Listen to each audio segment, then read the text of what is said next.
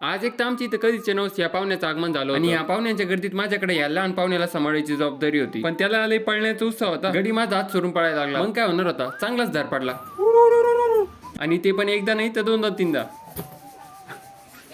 Video delete चाहिए भी करो, कैसे भी करो. तर काही दिवसापूर्वी आम्ही जे नवीन वर्षाचं पहिलं धान्य शेतातून काढून घरी घेऊन आलो होतो ना, त्याला त्याच बोरिक ऍसिड लावून पॅक करून टाकायचं होतं. आता याच्या नावात तर ऍसिड आहे, पण ही खरोखर म्हणजे पावडरच राहते. आणि इथं हिचा आम्ही प्रयोग करतो या नवीन गावाला बाजारांपासून सुरक्षित ठेवण्यासाठी. तेवढ्यात आमची इथं ह्या पाहुण्याचं आगमन झालं. गडीने आधी काकडीवरती ताव धरला, त्यानंतर बाजरी निसाली घेतली का तिचा नाश करायला घेतला त्यालाच माहिती. पण गडीला जसं कळ की मी त्याच्या करामती रेकॉर्ड करतोय त्यांनी लगेच माघारच घेऊन टाकली. त्यानंतर आम्ही निघलो गावात जाण्यासाठी, कार्यक्रमासाठी लागणाऱ्या नवीन कपड्यांची खरेदी करण्यासाठी. तिकडे आमचे मोठे भाऊ कपड्यांचा ट्रायल घेत होते आणि इकडे मी त्यांच्या चष्म्याचा. इथे येण्याचा हेतू तर फक्त दादांसाठी कार्यक्रमाला शोभणारे कपडे घेण्याचाच होता. आणि या दुकानात मल्टिपल कपड्यांची व्हरायटी चांगली होती. मला चला आता आलोच आहे तर मग मी कार्यक्रमाला लागणारे ड्रेस घेऊन टाकू आणि घरच्यांचा अजून थोडासा खर्च वाढून टाकू. लगे आता या कपड्याच्या दुकानाचं प्रमोशन पण केलं असतं आणि त्यांना मी त्यांना ओळखत होतो ना, ते मला ओळखत होते. आधी वेगळी गोष्ट आहे की मी एवढं कुठं फेमस पण नाहीये, पण काही मंडळींना आतापर्यंत कळलं पण असं की नेमकी दुकान कोणची आणि ही कुठं आहे. खरीदारी करून घरी आलोच होतो तर लगेच घरच्यांनी डोक्यावरचा चिडियाचा घोसला कमी करायला पाठवून दिला. तर कटिंग होण्याच्या आधीचा लुक तर काही असा होता आणि त्याच्यानंतरचा काही असा. यार मैं इतना सुंदर क्यों हूं?